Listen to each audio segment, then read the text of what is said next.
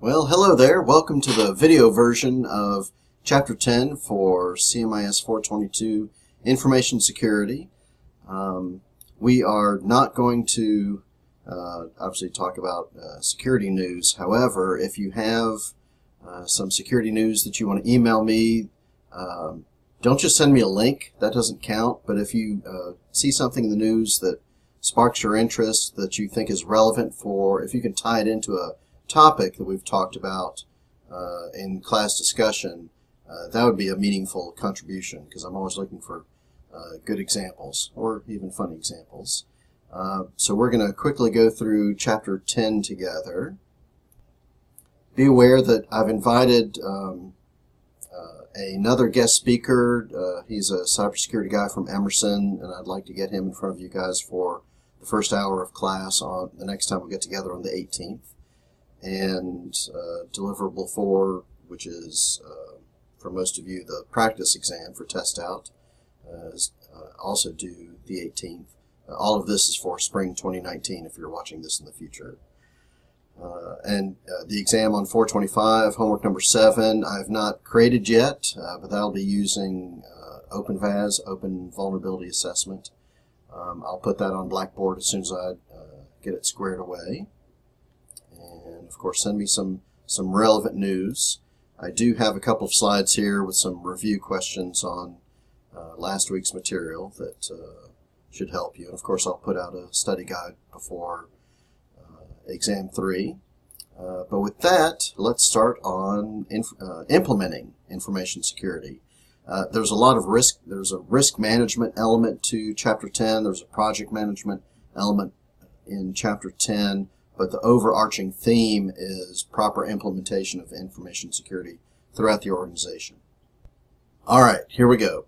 Based on my own experience in IT over 18 years, when I hear the word implementation, this is what I think of. That something worked great in development, and as soon as it gets handed over to the operations people, all hell breaks loose and it blows up.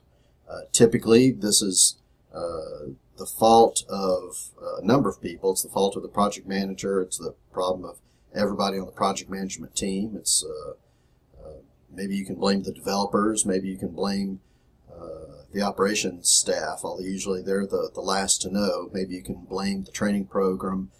Number one, the reason why implementations turn into houses on fire like this is a lack of communication with all the stakeholders.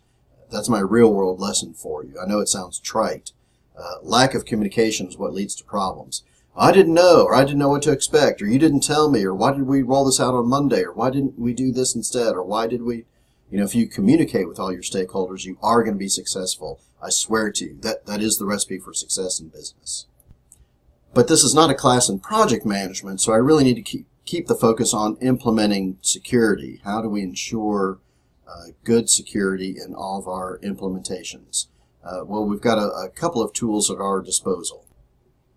The primary tool is good old-fashioned SDLC. I know it's probably a good thing this is video, so I don't have to hear the collective groan from the class on hearing SDLC one more time. But yeah, you're going to get it one more time, which means it's a big deal, which means why you don't put it on your resume is really beyond me. But you can lead a horse to water. So there is a specialized version of SDLC called Security SDLC, or SEC SDLC for short, that has exactly the same phases that you were taught around SDLC in 270 and in a number of classes throughout the CMIS program. But the SEC SDLC version just adds a few more tasks and activities to each phase. So that's how you get good security, not by addressing security at the end of the implementation. That's a recipe for disaster. But by doing it throughout the implementation, that's the key to success. So implementation includes not just technology down here, but again, people, process, and technology. So people, process, technology. If you are addressing security in all three areas, you're on the right path. Now, I want to fill you in on something that confused me for years and years and years when I was working for a living. and that is the difference between SDLC and project management, because they seemed more or less the same to me, because they were both chopping up a project into phases, and some of the phases had very similar names, if not the same names. Planning, monitoring and controlling, closing. I mean, a lot of the language is the same between SDLC. But here's the relationship. Project management is at a higher level, if that makes sense. Within a project, you can decide what your implementation strategy is going to be. Maybe it's SDLC, maybe it's Agile, maybe it's something else weird, like the unified methodology, which I'll show you in a second. But it's important to see the difference where project management is up here. One of the first things a project manager does is decide what the appropriate implementation method is going to be, a development method. And keep in mind, SDLC can get into build or buy decisions. So even if you're just buying a previously written package, software package, or hardware solution, SDLC can still help you. Alternatively, you can use Agile, and they're big believers in both. I grew up with the standard waterfall methodology, so I'm more comfortable with that, but I recognize that a lot of companies are moving to Agile more and more, but all of that falls underneath project management. The principles of project management do not change. Now, if you are tired of hearing about SDLC versus Agile, like, isn't there something new? Yeah, maybe you're one of those weirdos that's into the unified methodology, which is trying to take the best of both worlds, the kind of step-by-step rigor of waterfall with the nimbleness and agility of Agile methodologies, and combining them into one very ugly methodology. I don't know anybody that uses the unified methodology, but I present it for your amusement. So to recap, in order to implement anything in an organization, you have to pick a project management methodology, and then once the project kicks off, pick a development methodology. And we're going to kind of dance between both of these topics. We can't talk about project management without talking about PMI, the Project Management Institute. Actually, this clip art is old because we're not on PMBOK version 5, we're on PMBOK version 6. PMBOK, of course, stands for the Project Management Book of Knowledge, which is a book about that thick that, I'm wondering if I have it on my bookshelf back here, but yeah, there's a new version of PMBOK with some additions, especially that affect information security. You don't have to be a certified certified PIMP, project management professional. You do need several years of project management experience. We do base all of our education and training at SIU around PMP, because we have an executive education class on getting PMP certified. But just to make you aware, there are competitors to PMP from a number of institutions. So different companies go down different paths. What is interesting, no matter what project management methodology you use, there's a lot being added around security, because it's that big deal, because, well, we kind of sucked at it before, and while it was mentioned, security and risk assessing has been mentioned in every version of the PMBOK, but it wasn't until version 6 that we added an entirely new dedicated knowledge area around risk. So in fact, if I zoom in here, this is, sorry. Here we go. So in the risk knowledge area, additional processes that were kind of in there before but weren't specifically called out like this. Planning for risk management, identifying all risks, performing a qualitative risk analysis, which I will briefly show you how to do at the end of, towards the end. Yeah, I'll go ahead and I'll talk you through it. It's better as an in-class assignment, but I'll talk you through it. planning your responses to risks, and then monitoring and controlling for risks. So it's much more, it's highlighted much more, and it's got much more visibility in PMBOK version 6. So just a little quote for you of how there was no specific mention of implementing the planned risk responses in version 5. The 6th edition corrects this oversight by specifically calling out a process associated with implementing risk responses. There you go. Now moving from project management back down a level to SDLC, and for our purposes the SEC SDLC is incredibly important. I realize in different classes we teach kind of a different number of phases, and sometimes they're called different things, but the gist is the same, no matter which flavor of SDLC you learned. Just be aware that there are corresponding security activities that go in each phase now. This is a screenshot from the 5th edition textbook. The 6th edition looks a little different. I like this one because it's all on one page, but you can see how here are the traditional activities in traditional SDLC in our 6 phases. 6. We'll say there's 6 now. Phases, and then the additional items, the additional activities that go in each phase. And this is a really good one to pay closer attention to, both for the exam and for life and practice, just for practitioners. Yeah. The thing is, these activities don't have to be super complicated either. Just thinking about security in every single phase is going to be good. I've seen very easy templates, just kind of Excel spreadsheets that people use for doing simple projects that you don't even have to use Microsoft Project, where they just add 1 or 2 activities to each phase, and you're covered. Now the textbook kind of bounces back and forth between project management and SDLC, so we're jumping back up to the level of project management.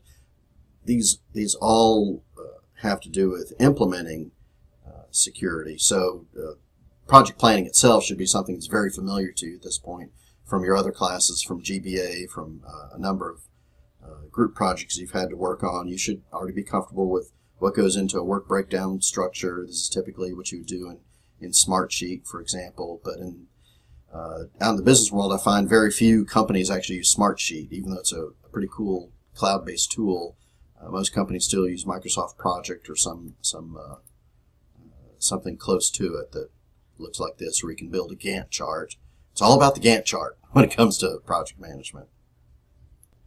So within our Gantt chart for the project, we're going to, in the work breakdown structure, will have specific activities around all of these areas.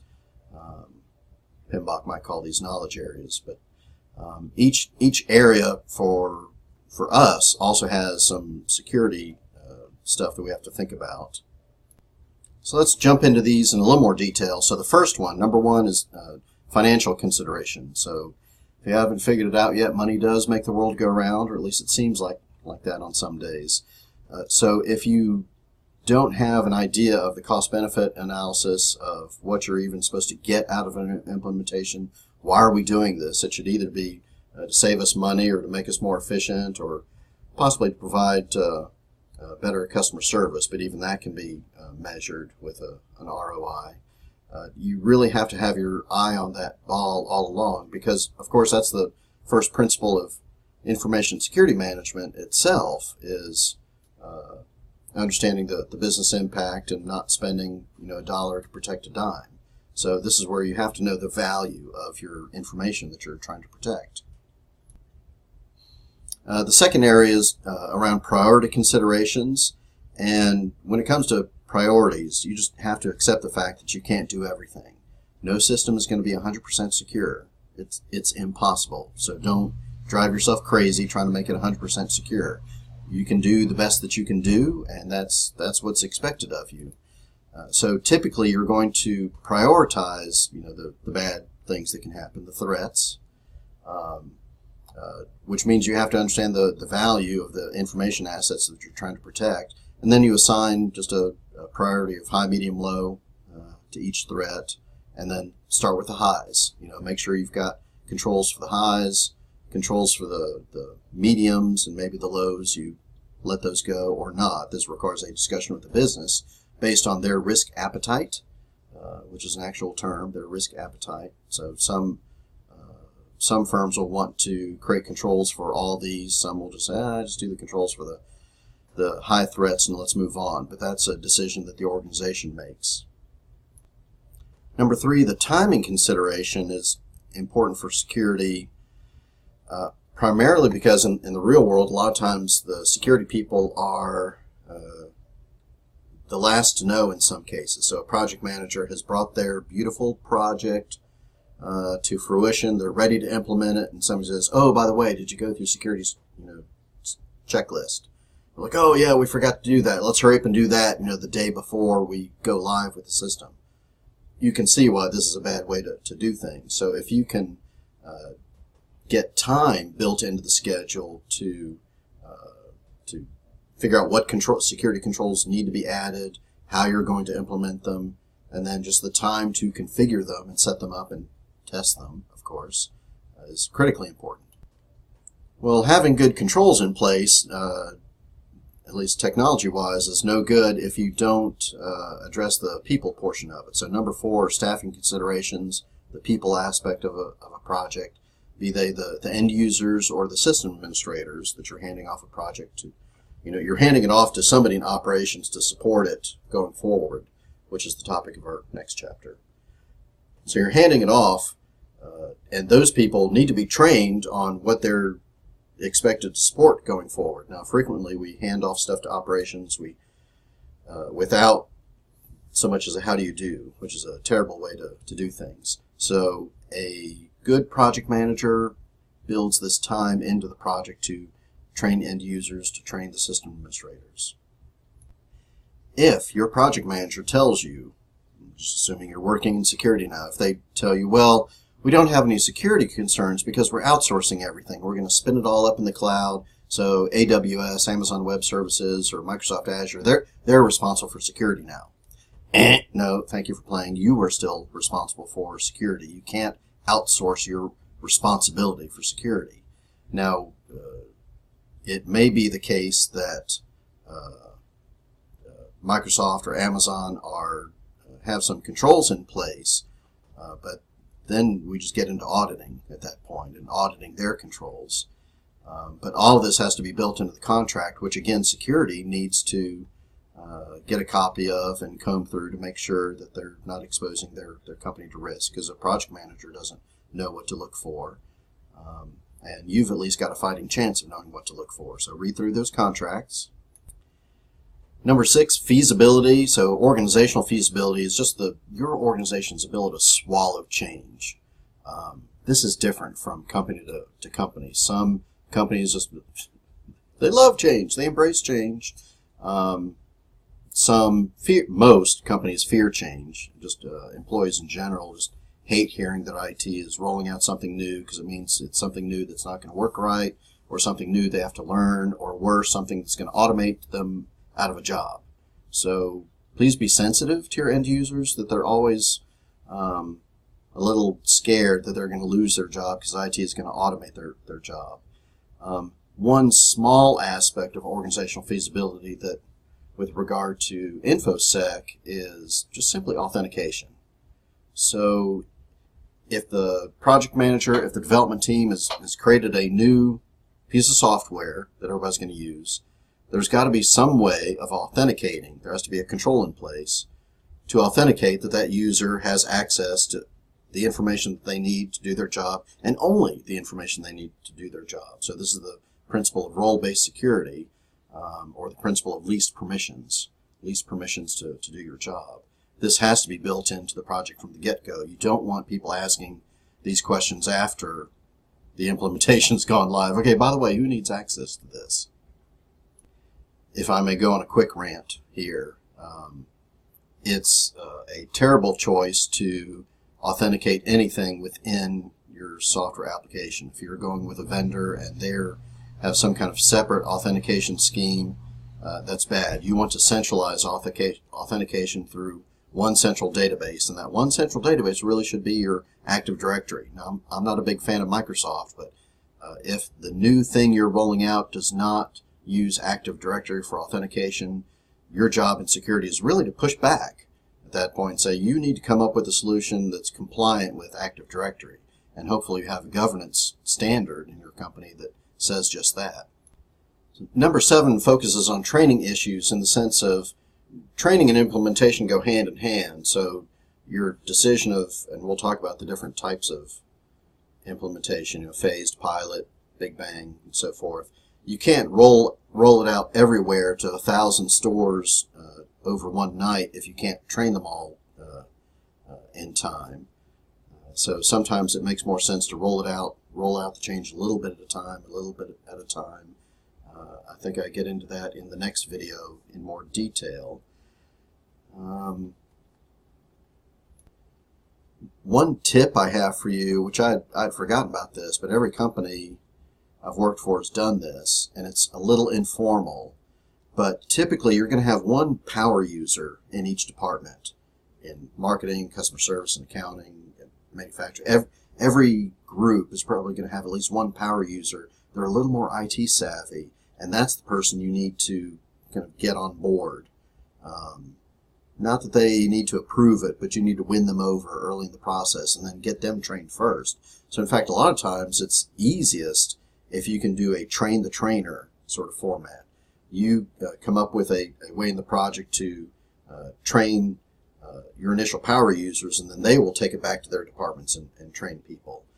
But the reason this comes up for information security is a lot of times there's a new security protocol or a new security control that's going to go into place as part of that training. You want to make sure it gets into the training. And last but certainly not least, number 8 are scope considerations for security. Now this is a problem for project managers everywhere. And of course I'm talking about the deadly scope creep, where you get close to the end and your customers will say, oh, this is great, can you just add this, this, and this? Or while you're doing this, let's go ahead and upgrade this. Or while we're implementing this, let's go ahead and implement this alongside it. This is the kind of stuff that makes IT people twitch. And especially with regard to security, if all of a sudden you're adding new features and they think that they can kind of slip it in there without testing out the new security controls, or worse, kind of, oh, we didn't think about the security controls if we kind of roll it out to a larger group of people than we initially said. This happens all the time. So notice that the issues that we're talking about for implementing information security sure sound a heck of a lot like business skills, and they should start sounding familiar at this point, even repetitive. But it's true that what hiring managers are looking for, people that understand both. They want security people that understand the language of business. Every single week I hear this, that hiring managers, CISOs are looking for soft skills. They're looking for those interpersonal skills, those management skills, those leadership skills, teamwork, organization, communication, being able to write a damn report with correct grammar, for crying out loud, which is why I harp on this all the time. But really, if you have this set of skills, of both hard skills, technology skills, how to configure a firewall, how to set up a VPN, or what a VPN is there for, or what's in the cloud from 468. Then you have a unique set of skills. You're like a damn superhero at that point, and you will be very, very marketable in the workplace. So back to your resume, why somebody would just list their technology skills and not their business skills is beyond me. Okay, at this point for the conversion strategies, I'm going to refer you to, I'm going to put a link on Blackboard for another video where I talk about this, just because I'm lazy. I've said this stuff before. I don't need to do a new video on this. But I am going to skip ahead to the risk assessment exercise real fast. I think students hear risk assessment, risk management, and risk assessment, and risk mitigation, and think that this is something dreadfully complicated and important sounding and sounds hard. it's the simplest thing in the world if you follow the Tim Jack's official 3-step process. This is nothing formal. It's just gleaned from multiple types of risk assessments, and I think I'm breaking it down in a way that's fundamentally understandable in different business contexts. I can't think of a business context where this approach does not work. Now, one of the assumptions of conducting a formal risk assessment is that you know the information that you need to protect, you know the information assets you've got to guard, and that you know the value of those information assets. So if you don't, that's where you have to talk to the business and beat a number out of them, because you can't make any business decisions without that information. But once you have that information, you go through a simple 3-step process. So number one, you whiteboard this. You get a group of people together, like a classroom or in a boardroom or a meeting room. Get the right stakeholders involved, and you start whiteboarding, brainstorming ideas. So, okay, here's the information assets that we want to protect. So in our case, let's say it's your grades are a protected information asset. They do have some value. We could have picked financial information, we could have picked healthcare information, but let's go with something simple is what we do in class. And then so the first step is to identify all the bad things that could possibly happen. A server goes down and your grades are inaccessible, or your GPA is inaccessible, or the server's up but you can't get to your grades in the system anymore, or you're unable, if the system is unable to print a transcript for you. Well, that would have an impact for you if you're going to grad school and you need a transcript. Or let's say that SIUE gets hacked and your grades are leaked to the public. That could potentially be embarrassing for you, and there could be a financial impact to you in that you might not get as good a job if your grades were released into the wild. I don't know, I'm brainstorming some silly things, but you start identifying all the risks. Maybe it's fire, maybe it's theft, maybe it's hacking, either electronic theft or physical theft. Keep in mind, a risk could be that somebody looks over my shoulder, is shoulder surfing, and sees grades on Blackboard. So that is also a risk to the security and privacy of our information assets. So these are all things that need to be identified and assessed. So once we think we have a good list of all the possible bad things that can happen, now we go to step 2 and assess them. So one is to rate the impact, high, medium, low, 3, 2, 1. That's all we're doing. What's the business impact? Is there a big business impact, a so-so impact, or not much impact at all? And then figure out what are the chances that this bad thing is going to happen. So one class had the example of an 800-pound radioactive gorilla throwing lightning and blowing up grade books. It was a bizarre example, but a helpful one. All threats need to be put up on the whiteboard, but then the impact would be high, but the likelihood is probably very, very low, therefore probably negligible. Is one silly example.